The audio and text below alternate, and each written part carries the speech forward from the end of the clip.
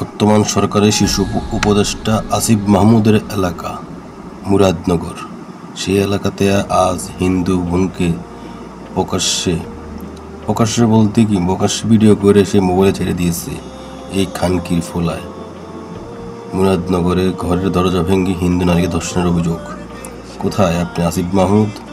আপনি তো এখন বর্তমান সরকারের প্রতিনিধি, আপনি কই? কিছু তো এখনো বললেন না আপনার এলাকায় এই হিন্দুদের উপর নির্যাতন চলতেছে।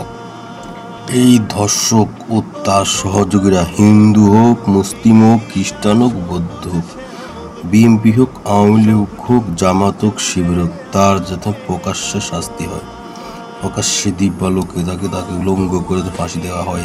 এই শুকুরের বাচ্চা, সেই শুকুরের বাচ্চা আজ